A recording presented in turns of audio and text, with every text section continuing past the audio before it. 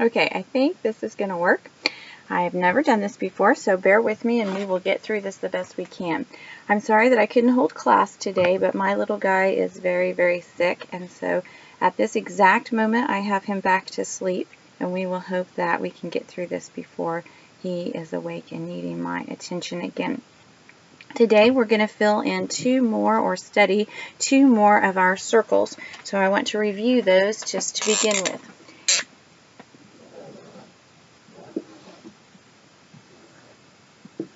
Okay, on our 8 pieces of grammar, we have nouns, and inside nouns, we have pronouns, and we have verbs, and those are our two biggest pieces of grammar. And then attached to each one of those, we have two more extremely important parts of speech. The first one that's attached to nouns is adjectives, and the one that's attached to verbs is adverbs. Remember that adjectives modify only nouns and pronouns, and adverbs modify verbs, adjectives, and other adverbs. Okay, so if it's not a noun that's being modified, it has to be an adverb. That's the biggest, most important thing to remember when just simply trying to identify adjectives and adverbs. However, there's a lot more instruction or a lot of things that are attached to those pieces of grammar, because after all, this is English and we want there to be a lot of complication, right? Adjectives and adverbs are not really as complicated as a lot of parts of speech, and so we're going to look at the pages in your books that discuss adjectives and adverbs, and then I additionally have some pages on lore about adjectives and adverbs that you're responsible for reading. I'll go over some of that on this video, and you're also responsible for completing a worksheet that's attached to that. Some of that is going to be redundant because after all, there's only so much you can say about adjectives and adverbs. However, I want you to read both sets of information. In fact, my suggestion is that before you begin the practices in your textbook, you read the pages that are on lore, because they are written in a much more simplistic fashion. They're going to cover a few things in a different way. They're slightly more humorous. They're not really dry. Some of the humor is a little bit lame, but at least they're making an attempt. And so I think that you will do better if you will read through what is on those pages in lore and then start into your worksheets that are in the book. You do have to complete all the practice exercises, the reflect on it, and the final review in chapter 30 in your Writer's World textbook. All of that is due next week, and there will be a quiz on that next week.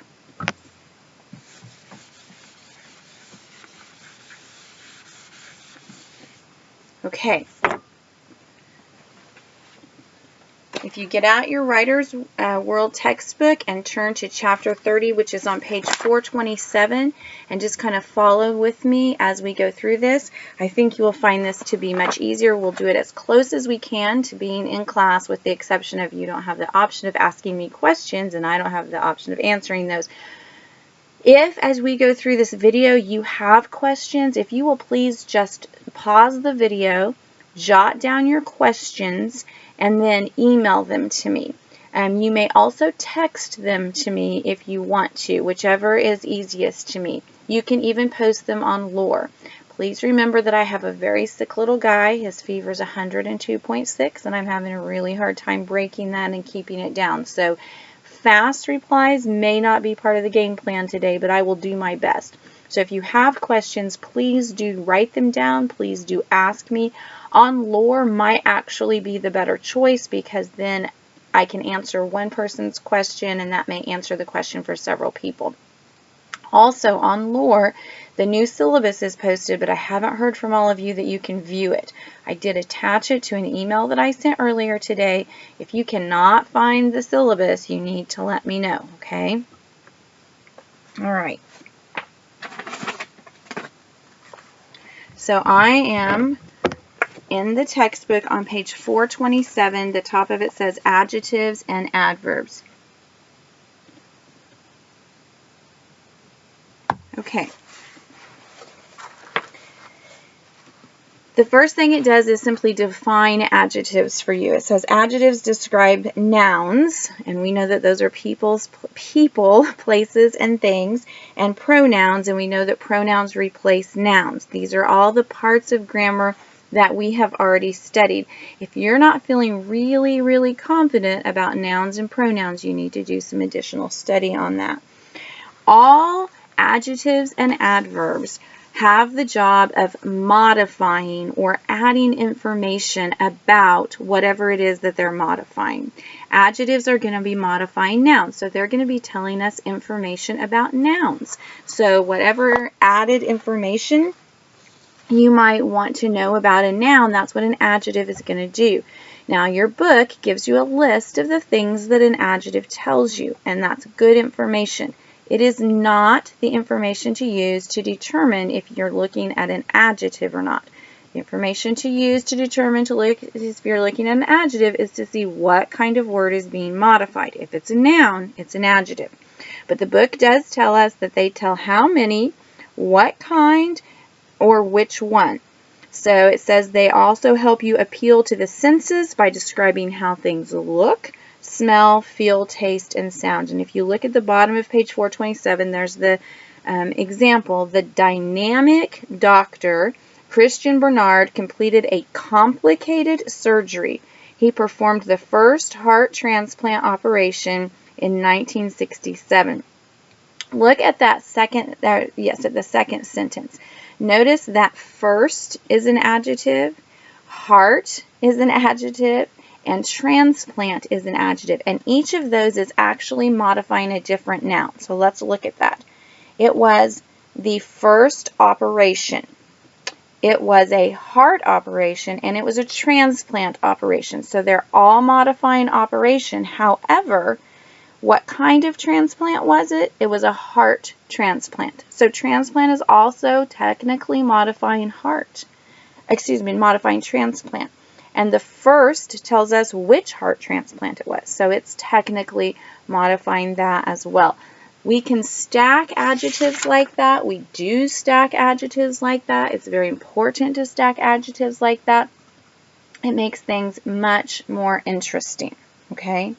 And in your writing, you need to be using adjectives and adverbs in your description. That is something that you guys do really well. I haven't seen a lot of difficulty with that. The only thing we have trouble with are hyphenated adjectives, so we're going to talk about those again here in just a few minutes. Okay, look in your book on page 428 next. It talks about the placement of adjectives. Now, you remember when we talked about sometimes you can create pretty funny situations if you misplace your prepositional phrases, if you put things where they don't belong, you can come up with some kind of crazy situations, and the same is true with adjectives and adjectives. If you put them in the wrong place, you make funny sentences. Well, that amuses me and gives me something to laugh about when I'm grading, which isn't all bad. It isn't right, and we don't really want to make a practice of that. Look at these sentences that show you where you can put an adjective first, okay? The young, unemployed man received a scholarship for medical school. Okay, so those can come before a noun. What kind of man? He was young and he was unemployed. We have two adjectives in a row. There are only two there, and we're going to talk about how you know if you need a comma later. Okay, and then you can also put them after a linking verb. We talked about linking verbs make a situation of a sentence equation that shows equality. So I'm going to give you an example. If we have, she is kind. She is kind. She is our subject. Is the linking verb. And kind is the adjective.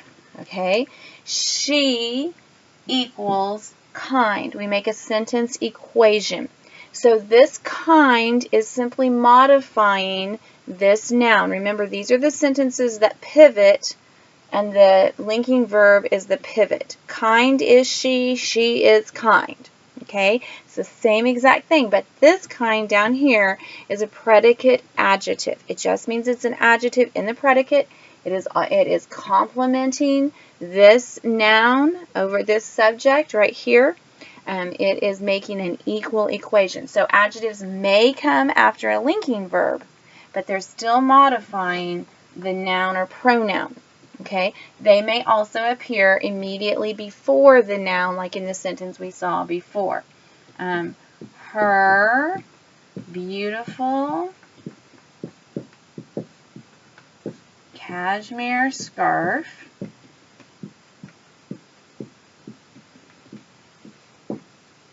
was soiled when the wind blew it from her neck.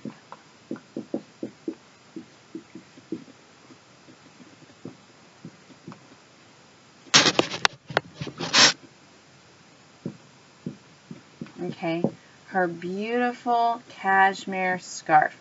Beautiful and cashmere are the adjectives modifying scarf. We're telling us something about that scarf. Okay. In practice 1 on page 428, all you're supposed to do is underline the adjectives in the sentence. I don't really anticipate that that's going to be a complicated situation for you. If, however, it is complicated for you, you definitely need to ask for some help. Okay?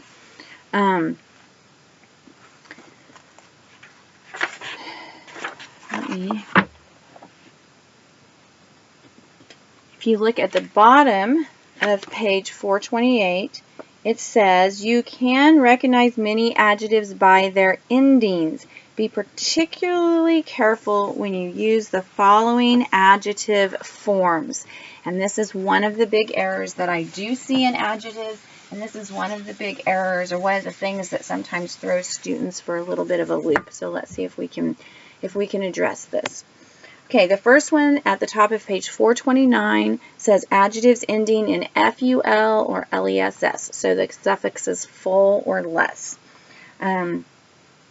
We need to remember how to use those words. It says, remember that full ends in one L and less ends in a double S. This is a spelling thing, guys, which may not seem like a really big deal to you, but it is a big deal to me when I'm grading your paper, and it will become a big deal to you as you are completing your work and getting grades back, because from now on, now that I've made this abundantly clear in class, everyone is responsible for it. Some of you have already become responsible for it because I've been making a few notes on your paper. Once you have those back and I know that they're in your possession, you're responsible for them. I just want to interrupt for just a minute. I have your biographical essays ready to return to you. I intended to return those in class today so we could talk about them a little bit. You should just get those through email as the day goes along, and I have a few minutes to send those. Then we will talk about them in class next week a little bit more, and I'll have just a few comments at the end of the video on this. Okay, so they just show you some examples using those words correctly, just remembering one L on full and two S's on less endings. All parts of speech have certain endings. We've talked about nouns have some endings, and those endings make them nouns, okay? NESS is a noun ending. DOM is a noun ending. MENT is a noun ending. We've discussed this a little bit. There are some endings that are typically adjectives, and FUL and LESS are two of those endings that are typically adjective endings. In other words, if you see a word and it ends in FUL, that's an adjective. If you see a word and it ends in LESS, that's almost always an adjective, okay? So those are other things that will help you as you go looking for adjectives in sentences, all right? Look at the next section there. adjectives ending in ed and ing, those are tricky just because they don't look like adjectives. They look like they're going to be a verb or sometimes a gerund. Okay, we have to look at those words. Again, don't just assume a word is a verb because it ends in ed. Look at what it's doing in the sentence. Okay, always look at what a word is doing in the sentence. How is it functioning within the sentence? So we have some examples. You could have the overworked and tired scientist. Those are adjective words. And you could have the compelling, or her compelling and promising discovery. Again, those are adjective words. They're describing a noun. So just look to see what is happening. How is that word being used? It wouldn't make sense to have the overworked and tired scientist presented her findings and say that all of those words that ended in ed were verbs, because you can't have verbs that many places in the sentence and you've got a subject. So again, find your subject, find your predicate, look for the words that may look like verbs but are not verbs in the subject of the sentence. Okay, then the hint. This is the last little piece right here on this page. It says always make an adjective singular even if the noun following the adjective is plural. So here is an error that they've corrected. Paul was a. Do you hear that? First of all, there's the qualifier. There's an a. Remember that articles are also adjectives. And I'm going to put those on the board just for a review really quickly here. We have article adjectives.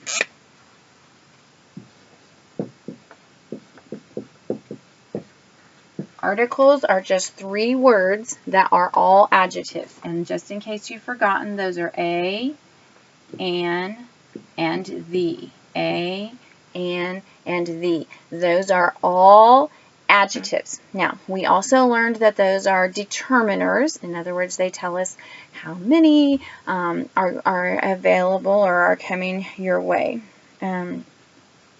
Okay, so a, an, the.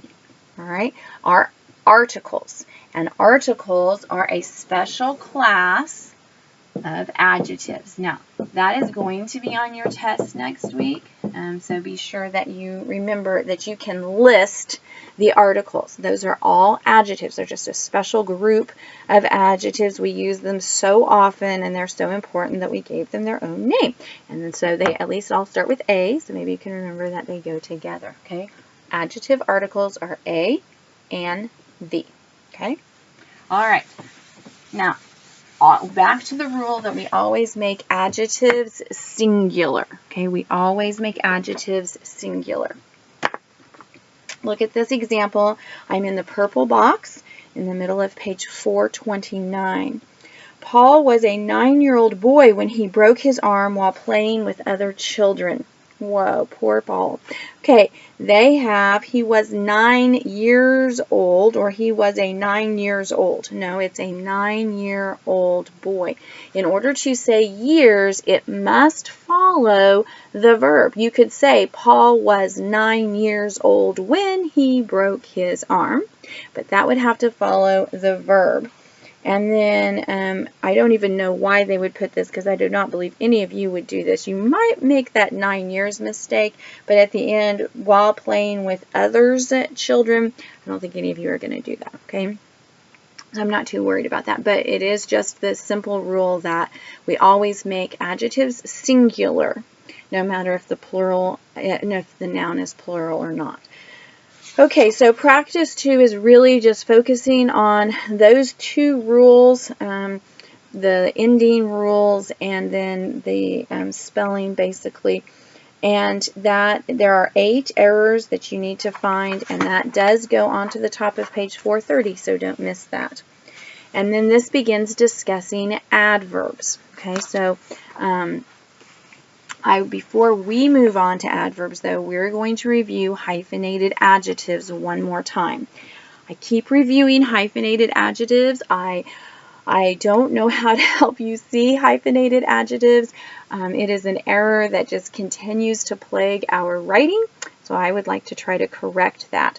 One student said to me this a couple of weeks ago, I think the problem is that we can see it when we're just looking at it, but in our writing we forget to do it. So what I'm going to tell you is that's something that all of you need to look in your writing for. You need to go back and literally look at all of your adjectives. Like go through and underline the nouns, find the adjectives before them, and see if they need to be hyphenated. This is an error that just continues and continues and continues and continues. I am taking off points for this because I've gone over it and over and over it, and we're going to go over it again today and see if we can figure this out, okay? So first of all, I'm going to write this on the board, and perhaps you can put this in your notes if you haven't already done so.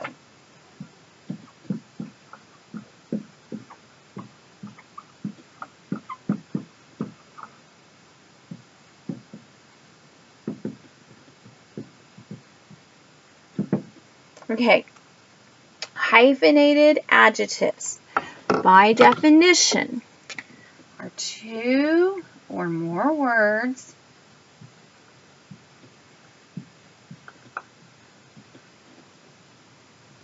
that are working together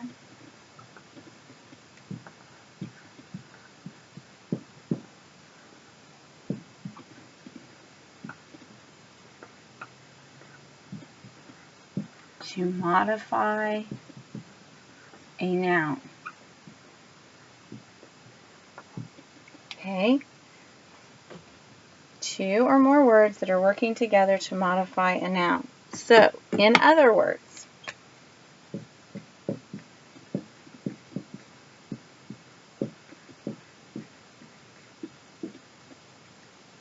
the words are forming one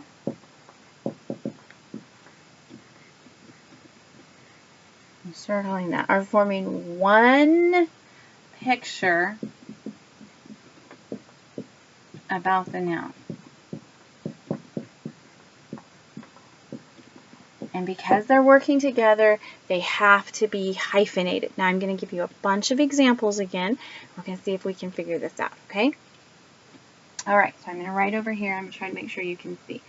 So if we're talking about a boy, and we have the blue-eyed boy. Now I know that this is the one that I have given you lots of times. I'm trying to do some of the things similarly so they'll be familiar, okay? The blue-eyed boy. We're only talking about one noun. Our one noun is the boy. Okay, that's all we're talking about is one noun. We're saying something about that boy. We're not saying he's a blue boy, and we're not saying he's an eyed boy. We assume he has eyes. I mean, we hope that he does. If he's a boy, we would be very surprised if he were blue. We are saying something about his eyes. We're giving you some kind of a clue, something to tell you which one. Remember, that's one of the things the adjectives do, which boy. It is a blue-eyed boy. Without this hyphen right here, without that hyphen, you are talking about a blue boy and an eyed boy. Okay? You don't want to be talking about a blue boy. You want to be talking about an eyed boy. You want to be talking about a blue-eyed boy. Okay? Two words making one picture about one noun. Because those two words are working together, it requires an adjective to form a one-unit description of that boy. Okay, I'm going to give you some more examples. I think you all should have this copy, so I'm going to erase it. It'll be easier for you to see on this section. Okay, we might be talking about the 45-year-old woman.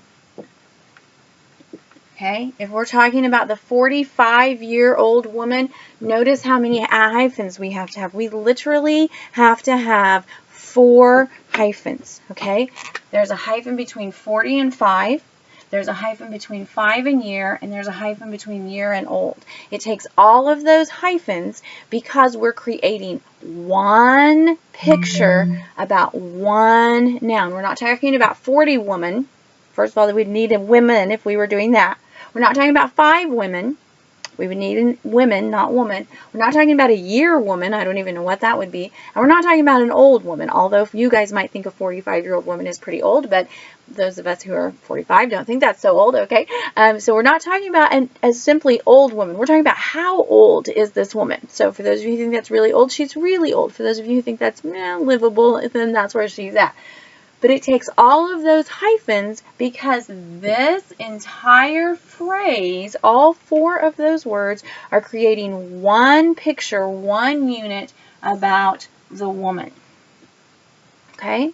I'm hoping that you're seeing this a little bit more. I would like you to, when you get your papers back, not just the biographical essays, but any of your papers or any of the ones you've already gotten back, just go through there and look at where I have said hyphenated adjective, hyphenated adjective, hyphenated adjective. Look at those words. Look at what you were trying to say. Look at the words that you were using to form one picture about one noun and see if that helps you understand it. A lot of you, when I bring it to your attention, you're like, oh yeah, I see that, but you're not writing it, and so we just have to keep focusing on this. And I'm going to tell you that I'm so serious about this focusing on this business that on your quiz next week there will be hyphenated adjectives, okay? And you're going to have to figure out, are they correct? Do they need to be hyphenated differently? Where are the hyphenated adjectives? So I want you to really pay attention to that. Now, if you look in your Bedford Handbook and you look in the index where it says hyphenated adjectives, there will be a little bit of information in there too, so you could look at that and see if that assists you at all. You're also welcome to call me or email me is probably a better choice, or text or post on Lore. And I can create some worksheets if I don't have any on hyphenated adjectives. If you just feel like you're just still not getting this, you're not really understanding it, you're not sure what to do, then I could do that for you. I could create some worksheets, or if I have some, I could scan them for you, and then you can complete them and I can check them, or I can send you the answer key. Okay? We have to understand hyphenated adjectives though, guys. We really do. This is, your writing is confusing if you're not correctly punctuating, and hyphens are part of punctuation. And the times that you kids are going to use hyphens are going to be in hyphenated adjectives. We don't use hyphens a lot anymore for other situations. We do. There are some examples, and we'll look at those later in the year, but honestly, mostly we use hyphens in hyphenated adjectives. Okay, we're going to move on to adverbs now, and so if you look back in your textbook, what I might suggest is if you're following along in your book, you might just make a note out to the side that says hyphenated adjectives so that you remember, hey, I have to study these, I have to know these, and it might jog your memory about that. Okay, so now we're on to adverbs, and as I've already said, adverbs are going to give us more information about everything that's not a noun. They modify verbs, add to the verb. Okay, they modify adjectives and they modify other adverbs. So adverbs are the most widely used of our modifiers. Interestingly, adjectives, because they modify nouns, and we use a noun or pronoun in basically every sentence, not literally, but almost every sentence, they are used number-wise. We probably use as many adjectives as we do adverbs, but what they modify, adverbs modify more things. So on page 430, you have some examples of adverbs at work. Doctors in ancient Rome performed surgeries skillfully. Part of the problem with adverbs is figuring out what they're actually modifying. Some students would have looked at that and said, well, skillfully is modifying surgeries. No, it's not. Surgeries is a noun, and you can tell if this is an adverb or an adjective If it's not modifying the noun, it's not an adjective. It's not modifying that noun. Adjectives have to either come before the noun, we've already talked about this, or they have to come immediately after the linking verb, which is completely joined to the noun. If you can't say skillfully surgeries, which you can't, that is not modifying that noun. It is telling us how the doctor performed. He performed skillfully. So that word skillfully is modifying the verb performed, because adverbs tell us how something is done, when something is or was done, where something was done, and to what extent an action occurred. So that was so amazing. Okay. That was amazing. Amazing is an adjective. But when we say that was so amazing, that's a degree, that's an extent. I ate too much pizza.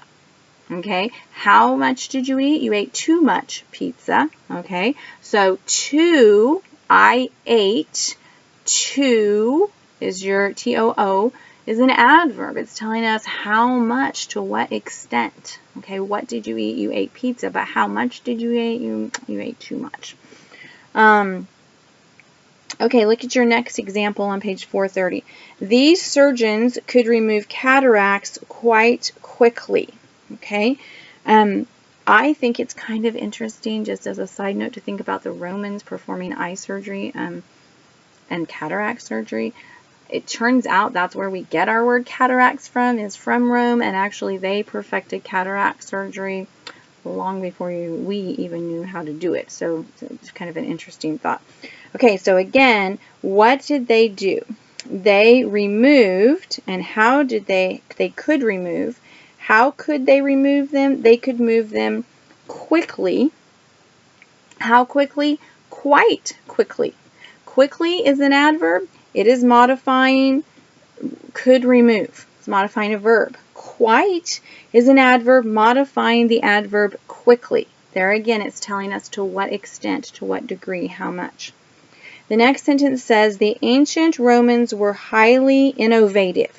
Okay, so the ancient Romans is your subject, were is the linking verb, innovative is the adjective. It's coming after the linking verb, the innovative ancient Romans. You see that those all go together, so it's definitely an adjective. How innovative were they? They were highly innovative, so highly is the adverb. Adverbs are sometimes a little bit harder to find.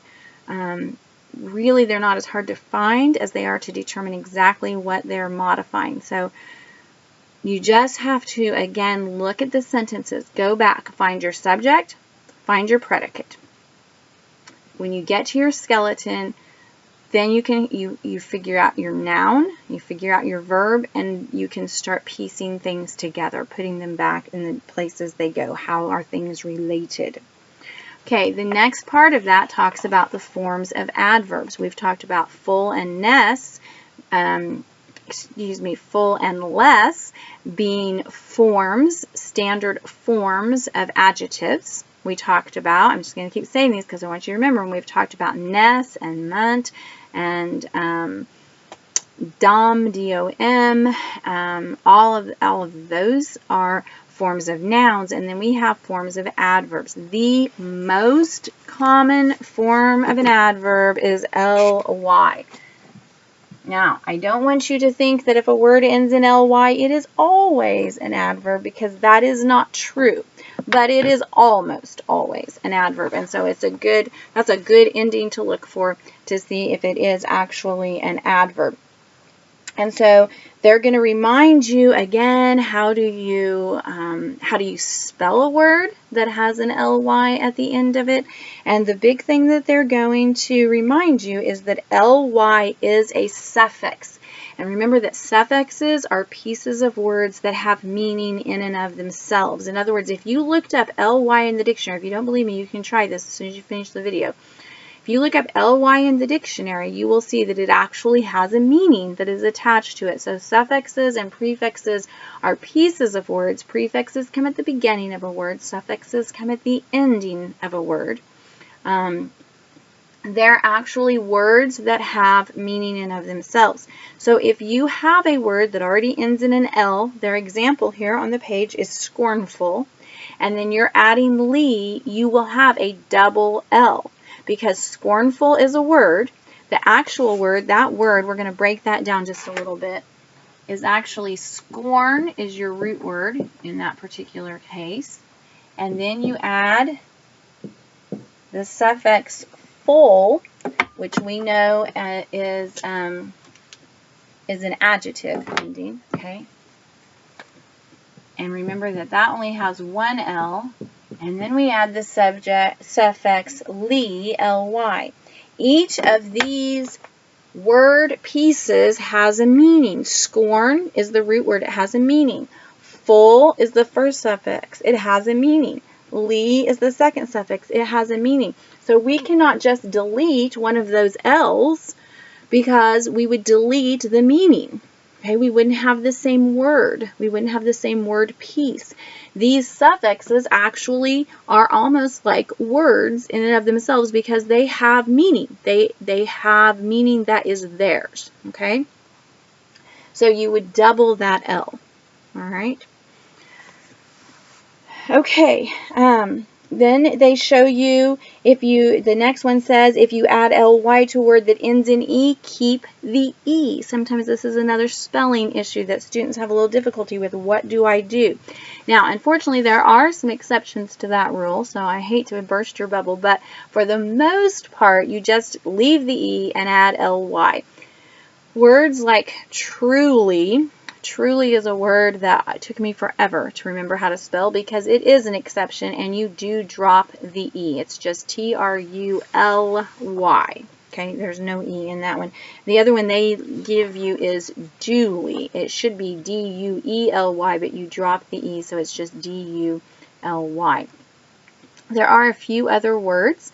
Most of the time, though, you will just keep the E. Okay, especially if that E is helping a vowel, say its long sound. So like it's the silent E at the end of a word, whereas true, the U and the E are talking, do, the U and the E are talking, you can still maintain that sound without the E, and so we do drop that. If you do not know how to spell, how would you figure that out? You would use your dictionary, and you guys can even just Google. It's not even like you have to go get a dictionary off the shelf, guys. Flip over to Google while you're on the computer, type in the word. If you spell it wrong, Google is going to tell you you spelled it wrong. You don't even have to go look at the definition. Honestly, it's going to come up. It's going to say, did you mean? It's going to be in nice red letters. There's really no excuse for spelling errors. First of all, turn your spell check on. Okay. Secondly, if you don't have a program that you're using right now that has spell check it at the end. Third, use a real dictionary or Google it or use an online dictionary. Spelling errors really should be a thing of the past. And when I see spelling errors in your writing, it really frustrates me, because it tells me three things. It tells me, first of all, you most likely did not proofread your work, because a lot of the spelling errors that I see are errors that you would have caught yourself. Secondly, it tells me you didn't take the time to look up the word. You didn't Google it. You didn't use a dictionary. You didn't ask your mom. You know, it's okay to ask your mom, by the way. Your mother may say, go get a dictionary, but it is okay to ask, all right? Thirdly, it tells me you're a little lazy. Guys, there's no room for laziness in writing. I love y'all, but I need you to quit being lazy, okay? And some of the errors that I'm finding in your writing is laziness, and spelling is one of them. But these rules will help you, and so I want to be sure that I tell you some of these rules, okay? And the book is pointing them out. Practice 3 is very easy, in my opinion. It's just saying circle the correct adjective or adverb. If you go through that and you're like, this is not easy for me, Mrs. Beckstrom said this should be easy, then I need you to contact me. I need to know why this is not easy for you, and we need to fix it, because this should be easy. You should be looking to see what word is being modified, and you should know if you need an adjective or an adverb. Looking down at this reminded me of another word ending that is almost always, in fact, I think it is always an adjective, and that word ending is AL. So if you have an AL word ending, you also have an adjective most likely. Okay, so you will complete practice 3. It's just circling. That's not going to take you a long time. And then it's going to, the next section, which is I'm on page 431, talks about the placement of frequency adverbs. And so frequency adverbs are just the words or the adverbs that tell us how often someone performs a task. So it says common frequency adverbs are always, ever, never, often, sometimes, and usually. And the interesting thing is that those can just pop around in the sentence. In fact, adverbs just pop around in the sentence. Adverbs can go lots of places. They are the single most flexible part of speech that we have. They can move forward or backward in the sentence because a lot of times you have the same understanding of what's being talked about if that word comes immediately before or after the verb or down in the sentence or forward in the sentence. And so adverbs are very flexible little things. But a lot of times they appear at the beginning of a sentence, and sometimes they create conjunctive adverbs. I just want to review those. I've talked to you about those some when we did conjunctions, but we're going to review those. And I want to review the punctuation that goes with conjunctive adverbs. Conjunctive adverbs are words like obviously, additionally,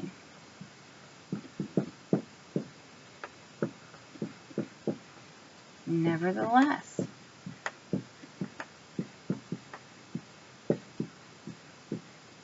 then, next, yesterday, finally, similarly. Okay, you might have occasionally. All right, these are words that are joining. Okay, some other conjunctive adverbs. I'm going to slide over here. You should probably be putting these in your notes, by the way. I'm putting them on the board, remember. Therefore, however, in addition to,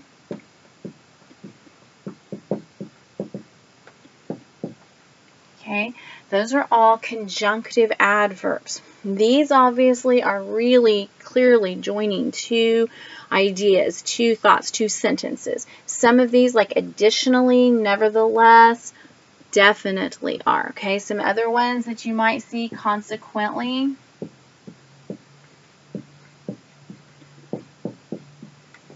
as a result. Okay, so sometimes there are multiple words like in addition to and as a result. These are joining two ideas, two thoughts, and so because they're doing that, they're creating a conjunction. Remember that conjunctions join two things. So when you say therefore, you're joining whatever came first and now. However, whatever came first, making it a contrast. In addition to, whatever came first plus this. Consequently, and as a result, cause and effect. What came first and now this. Obviously, the same thing. Additionally, the same thing. Nevertheless, the same thing. Similarly, the same thing. Some of these in the middle are really kind of time oriented, and so honestly they're just adverbs, but sometimes we use them to join two ideas, and so sometimes we classify them as conjunctive adverbs. Truthfully, they are just adverbs. The others are absolutely conjunctive adverbs. The thing about conjunctive adverbs, or adverbs that transition for you, so some that are just adverbs but we use them to transition, is that they need commas if they come at the beginning of a sentence. If you begin a sentence with a word like obviously, or consequently, or however, there has to be a comma immediately after the adverb or the conjunctive adverb. They are required. That comma is required. It must be there. Okay? If you interrupt a sentence, it comes in the middle with a conjunctive adverb. So you say, I was planning to come to class today. However, my son is ill. Okay? However, my son is ill is a complete sentence, and I was planning to come to class today is a complete sentence. So in that case, I'm going to erase these now. I'm assuming you have them. If not, I guess you should rewind the video. In that case, you have two sentences. So really, however, is just at the beginning of the sentence. If you say, I was planning to come to class today, semicolon, because that's the end of that sentence. However, comma, my son is ill, period. So really this, however, is just like it's at the beginning of the sentence, okay? What if I said,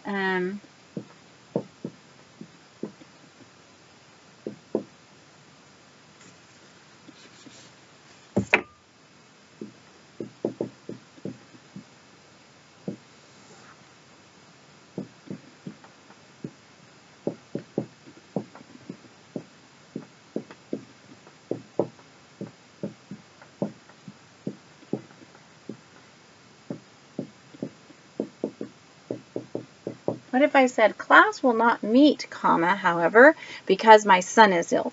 This is all one sentence. I've just interrupted my sentence. And so in that case, I need commas around both sides of however.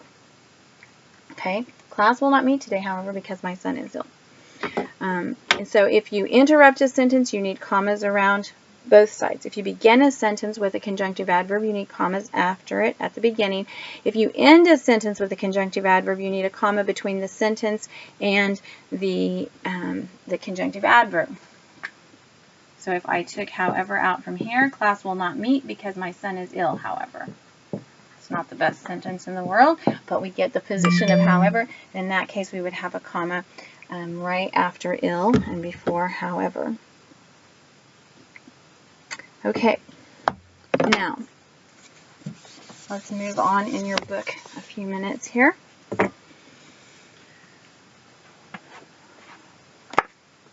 All right, so on the bottom of page 431, it says place frequency adverbs before regular present tense and past tense verbs. Medical doctors always recite the Hippocratic Oath. I told you that adverbs can move all around in a sentence, and they can. There are some, and that's what this is trying to show you, there are some that really must go in a very specific place, otherwise the meaning is completely lost. Some of these I don't think you're going to have any difficulty with. Some of these I do see errors in your paper. So adverbs, very flexible, they can move around, but there are some exceptions, and here's one of them. If you have a frequency adverb that's talking about the verb, okay? How often do you recite? You wouldn't say medical doctors recite the Hippocratic Oath always. I don't really know where the always goes. You could say always medical doctors recite the Hippocratic Oath. Sounds kind of awkward. I would probably make you revise it in your sentence, but because it is before the verb, I would allow it. I wouldn't allow it. I can understand why you would put it there. There could possibly be exceptions when that would be a better choice. I cannot think of one right now, but it is possible. But typically, you would just put it immediately before the verb. It would have to come before the verb, though, even if it wasn't immediately. Then it says place frequency adverbs after all forms of the verb be. So when you have a linking verb, and remember you're supposed to know those, but I will review them for you. Is, are, am, was, were, and the forms of be, being, been. So those frequency verbs always have to come after. So not action verbs. Action verbs, it comes before. Linking verbs, it comes after. My patients are usually punctual for appointments. The reason is because after the linking verb is going to come an adjective. Look at that word, punctual. It ends in an AL. It's an adjective. How often are they punctual? Now, some of you want to write that one wrong. You want to say, my patients usually are punctual. You don't want to do that. Okay, that's one where I'm gonna move it. I'm gonna take an arrow and I'm gonna move it over, or I'm gonna make a note out to the side on your paper. You really do have to put those adverbs after the linking verb in those particular cases. Otherwise, it kind of sounds immature. Really, it sounds like a person who isn't skillful yet with the language. And then it says place frequency adverbs after helping verbs. So these are the negative verbs. Some adverbs that students do not realize are adverbs, and I nearly forgot to tell you this, so I'm glad we had this example. The negative words like no and never and not. No, never, not. Those negative words are all adverbs. So when you're looking for a verb and it says something like do not have, I do not have any quarters today. The verb is do have, okay? The adverb is not. The adverb is not, okay? And you place those negative adverbs between the helping verb do, the auxiliary do, and the actual verb have. Those go between. Do not have. Those just simply, those go right in the middle there.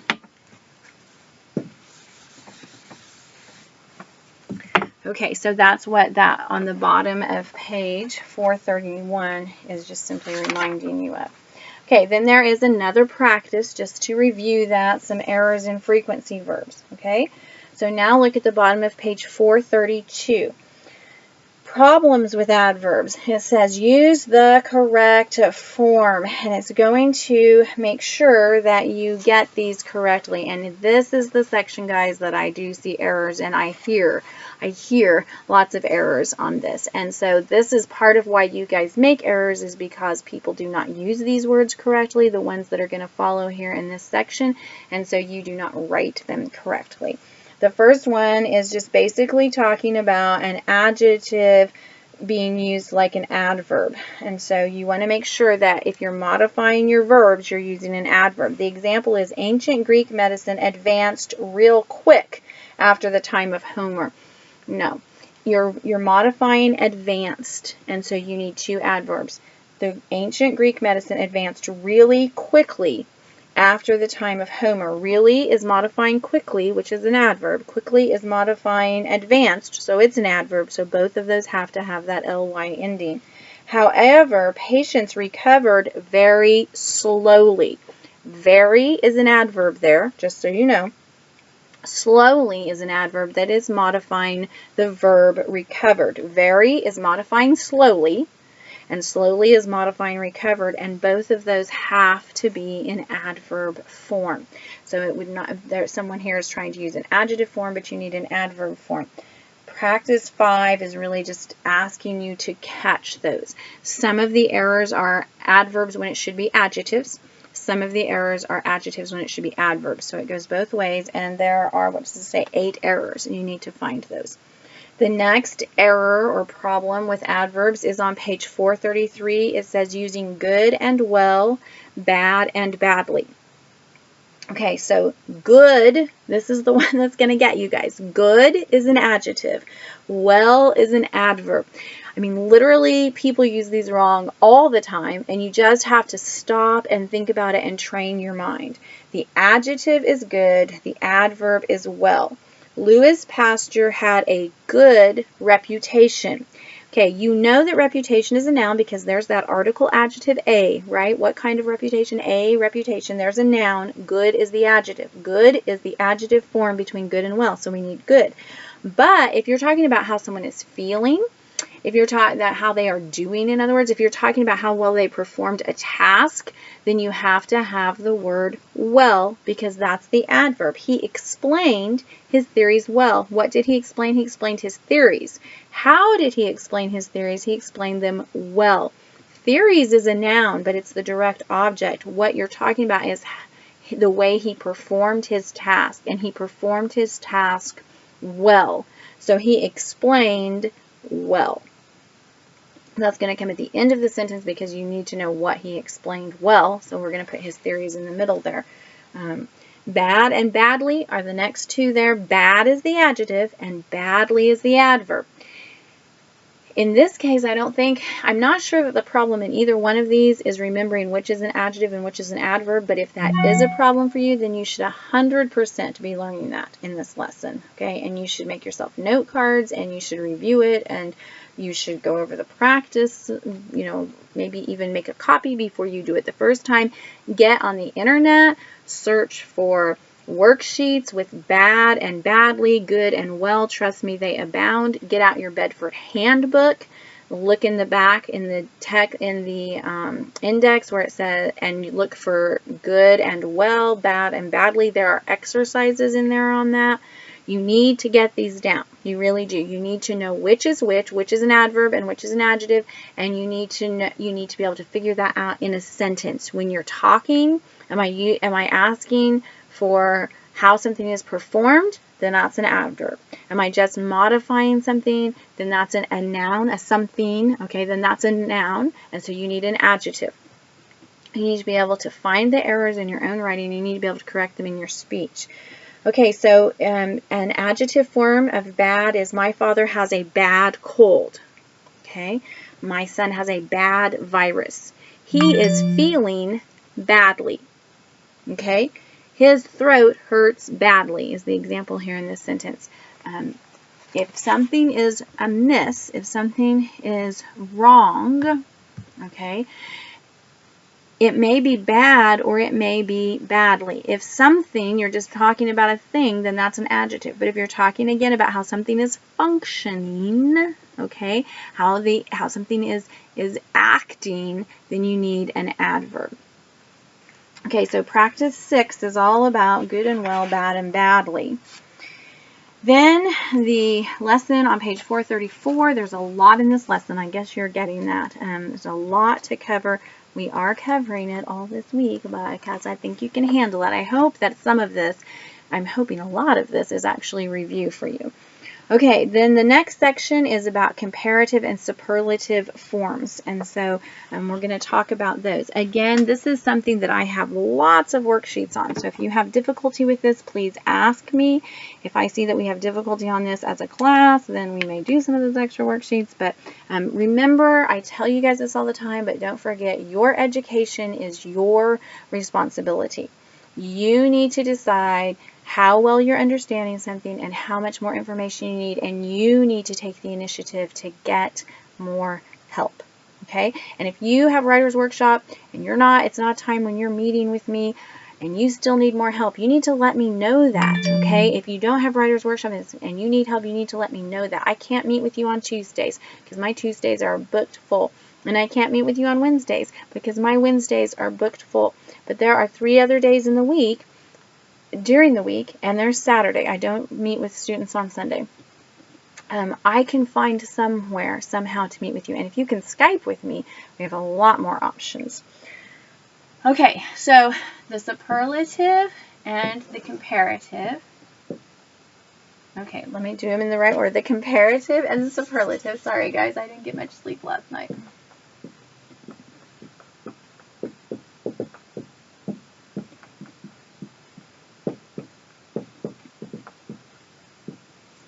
Okay, the comparative ending is another suffix which has meaning, and that's ER, and the superlative ending is the ending EST. Most of our words we can use an ER or an EST for. There are some rules about using ER and EST, and we're going to learn those in just a second. If we cannot use an ending, if we cannot use a suffix for a word, then we use a word before the word, and the comparative word is more, and the superlative word is most. So we either use a suffix at the end of a word, or we use a word before. And the way that we determine if we're going to use a word before or after has to do with, or if we're going to use a word before or a suffix at the end, has to do with the number of syllables in the word. Now, there are some exceptions to that, but almost without exception, if you have 3 or more syllables, you are going to use the word. 3 or more syllables, you're going to use the word, okay, before the adjective. If you have 1 syllable words, you're going to use the ER or the EST. Now, the trick comes in with the 2 syllable words. Okay, 2-syllable words do not have a firm rule. Okay, there are some rules that people have tried to create for those, but it's not quite as firm. 3-syllable words, we use more or most in front of them. There are no exceptions to that rule. 1-syllable words with a very, very, very limited number of exceptions, we use a suffix, er or est. 2-syllable words, we may use er, est, we may use more or most. How do you know? Guys, there's this beautiful tool I keep talking to you about. It's called the dictionary, okay? If you do not know, you just simply get the dictionary. Now, I am not as familiar with the online dictionaries as you guys are because I grew up in the dark ages. We did not have online dictionaries. We had real books. I still like my real dictionary. I update my dictionary. It's one of my purchases that I buy. Buy a new dictionary when it's time to buy a new dictionary, and that's if your dictionary is more than 5 years old, you need a new dictionary. It's more than 10 years old, you really need a new dictionary. You can keep the old one, but you need a new one too. And I get collegiate dictionaries almost always. Sometimes I will change and get something else just for some strange reason, but I always have an updated collegiate. Collegiate dictionaries have extra information that you need if you are college-bound students, and I'm understanding that all of you are college-bound students. If you want to know all the differences in dictionaries, I'll be happy to tell you that at a later date. But what you do is you look up the word, okay, and the dictionary will give you ER or EST if that is what you are supposed to use to make it comparative or superlative, and it will be right after the entry. I meant to look up an online dictionary, and honestly I just kind of forgot in the disasters of my son being so sick, the very sadness of that. But you can look it up. It should tell you the comparative and superlative form. You can Google too, guys. Guys, you have this grand tool in Google, okay? And you can Google, and it'll tell you. You can Google redder, and that one is going to be redder because it's 1 syllable. You can Google a word that's 2 syllables and see if it tells you that that is or is not a word. Okay, this is not brain surgery for you guys. There's many tools available to you. But the rule is 1 syllables, almost without exception. There are a few. Get ER and EST. 3 syllables, get more or most in front of them, depending on if you're comparing or doing superlative. The other thing you need to know about this is that comparative is comparing 2 items, and superlative is comparing 3 or more items. Okay, that says 3 plus. That's kind of sloppy handwriting, but so you use comparative for 2 objects or 2 items, and you use superlative for 3 or more items. Okay. If you have a word that is 1 syllable, that is a consonant, vowel, consonant. So it's 1 syllable. It's using short vowel sound, and the form of the word is consonant, vowel, consonant. You have to double the final consonant when you add the suffix. That is explained at the bottom of page 434. Hot becomes hotter with 2 T's, or hottest with 2 T's. Okay. This is very explanatory here on page 434, so we're not going over all of that. It does tell you the rules that I just went over with you, but you do need to look at page 435 where it says using irregular comparative and superlative forms. There are some words that do not form comparative and superlative simply by adding a suffix or a word in front of the word being compared. And those most common words are listed on page 435. So good and well become better and then best. Bad and badly become worse and then worst. Some, much, and many become more and most. Little becomes less and least, and far becomes farther and further, okay? Or farther and farthest. Believe it or not, both are acceptable. the pages that you're going to read that are on lore finish discussing some more things on that, be sure, please let me just be very stressing this. You really need to make sure that you're reading the pages that I've put on lore. They're quick. They're those same pages that we've been looking at. They're fast to read. They have a little bit of humor, kind of, and they get right to the point. Okay, practice 7 is just going to quiz you on your ability to use comparative and superlative. Practice 8 is more quizzing on comparative and superlative, but this time you actually have to write out the word, so they're just making sure that you know how to do the spelling that's associated with that. Okay, look on page 437, problems with comparative and superlative forms, using more and ER. It says, in the comparative form, never use more and ER to modify the same word. That would be very, very, very redundant, okay? You're more better? No, you're really not. You're better, okay? More better is like the, you know, the little joke about grammar. But interestingly, we use a lot of crazy things like that. So don't do that. Don't use this superlative. Don't do most and EST. One or the other is more than enough, okay? Then at the bottom of 437, it talks about fewer and less. We have gone over this already once, maybe twice. We're going to go over it again. I want to make sure that you're understanding this. And I know that there are a few of you who are still having difficulty with it. So pay close attention, please.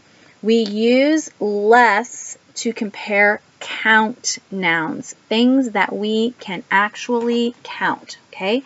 So I have this little example. I have 2 expo markers in this hand, and I have 4, which you can't really see. I have 4 in this hand, all right? I have less in my left hand, which probably looks like the right to you. I have less in this hand than I have in this hand. I can count these, so I'm using less, okay? If I couldn't count these, if I actually had a handful of sand, okay? I can't really count sand, so I'm going to use few and fewer. I can't always count things. Some things are what we consider non-count nouns, and in those cases, we want to use few and fewer. Okay, and I think I just did that exactly. I did that exactly wrong. Okay, so let's go back because now I have been completely confused. Please let me apologize. Okay, I have fewer, I've got them backwards. I've got fewer, because I can count them, fewer markers in this hand than I do in this one. If you can count them, you say few and fewer. And I think I just did that completely backwards. I'd have to rewind the video to see, but I'm afraid that I did, so we're going to do it again. If you can count them, you use few and fewer. If you cannot count them, you use less and least. You can actually sometimes use lesser, depends on the situation, okay, but mostly we use less and least. Okay, so I have less sand in this hand than I do in this hand. I have the least amount of sand in this little bucket over here. Okay, if you can't count it, you use less and least. If you can count it, you use few and fewer. I'm very sure that I did that wrong the first time. I could be wrong. If I didn't, you've heard it 20 times, but I want to make sure that it's right. I'm very, very sorry, but I think I said it exactly backwards the first time. Okay, so on the bottom of page 437, which is where I was getting ready to go, there's a hint using the in the comparative form. Let's make sure that we understand that it says, although you would usually use the in the superlative forms, you can use it in some 2-part comparatives. In these expressions, the second part is the result of the first part. The more you exercise, the better your health will be. And so it really, most of the time you're not going to miss those, but it's just showing you that the is kind of flexible. Okay. Practice 9 is a review of everything that we've just done. It's adjective and adverb errors. Reflect on it is kind of like the quiz at the end of the chapter. You should be doing the reflect on it without looking back first, and then looking back to check your answers. And if you don't know an answer, when you look back and find it, you really need to study it. These are the kinds of questions that are on your quiz. At the final review is 20 errors in adjectives and adverbs. It's kind of where the rubber meets the road, the best that can happen in a worksheet format. Okay, so you have all of this to complete, and then you have the pages that are on lore from this book. So this is just one of the pages that you're going to look at. The only thing that you need to print out, is the activity that you have to complete. The Brain Tickler is Brain Tickler 4, and unfortunately it goes up to the top of the next page. Okay, if you want to copy that and paste it and just print out one sheet, that's fine. Okay, whatever is best for you. That is what you print out. You don't need to print the rest of it out unless you want it in your notebook.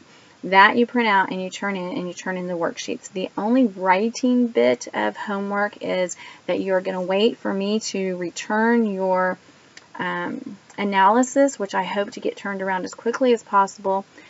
I hadn't anticipated having a sick child, so please be patient and bear with me. You'll take that and you'll make any corrections that are suggested or any other errors that you get. I'm not going to correct these 100%. I'm just going to read them. I'm going to make some suggestions, direction. Then you're going to look it over and you're going to make sure it's as good as it can be. If you want to ask a parent to read it, a friend to read it, and make suggestions, I think those are wonderful ideas. Your final draft of your analysis is due next week. Okay, so you'll want to look at that. Then you also probably want to think about who you want to do your biographical essay on. So if you can kind of put that in your mind to think about that. Okay, if you have any questions, be sure to post them on Lore or email or text me. Lore is a great avenue.